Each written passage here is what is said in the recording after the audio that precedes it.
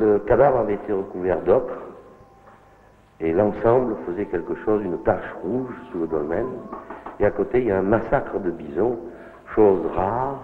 Bref, elle avait été ensevelie volontairement, protégée par son dolmen, couverte d'ocre, en position fétale, c'est-à-dire très repliée, les genoux probablement à hauteur des seins.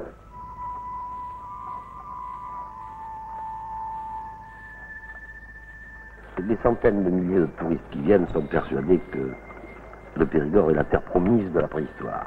Alors c'est à la fois vrai, c'est à la fois faux. L'être qui a fabriqué des outils comme ceux qu'on voit là et qui viennent de la fouille de ce matin, a près de 3 millions d'années. Et la couche la plus ancienne qu'on ait en Périgord, elle est de un peu plus de 200 000 ans, sans qu'on puisse la dater avec précision, elle est à la mi-coque. Et par conséquent, 200 millions par rapport à 300 millions d'années, ça fait peu. Alors où est la richesse? Ben, la richesse, elle est que précisément, il s'est passé quelque chose d'extraordinaire. C'est que culturellement, de 3 millions d'années à peu près, grosso modo, vers moins de 200 000 ans, il ne s'est rien passé du tout, et ça a été toujours les 4, 5, 6, 10 outils, les mêmes. Et puis il y a moins de 200 000 ans, ça s'est mis à bouger, à foisonner.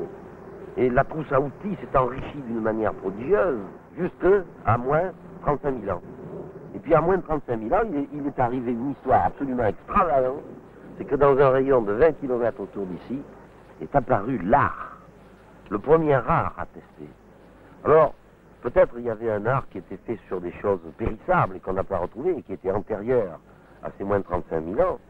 Mais si vous voulez, il y a le temps de la préhistoire et le temps archéologique qui était tiré sur 3 millions d'années. Il y a le temps des techniques de taille, des techniques d'industrie, qui lui s'étire sur 200 000 ans, et ça commence ici.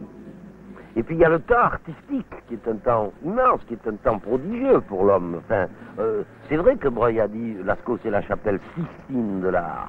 Et bien ça a commencé autour des Hésies il y a moins de 35 000 ans. Je ne sais pas pourquoi.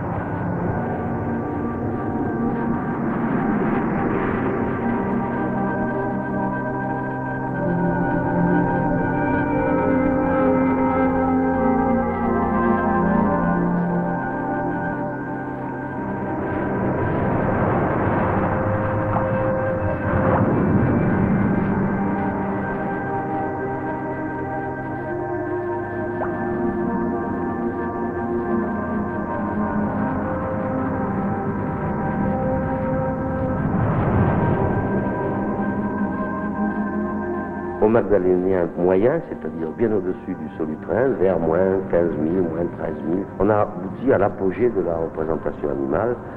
C'est Lascaux, pour la plus belle part. Le moment où ils ont fait leur chef-d'œuvre, c'est le maximum du froid. On était dans un climat de la Laponie actuelle. Et le glacier, qui ne dégèle jamais, venait jusqu'au Rhin et coupait à peu près la moitié de l'Angleterre.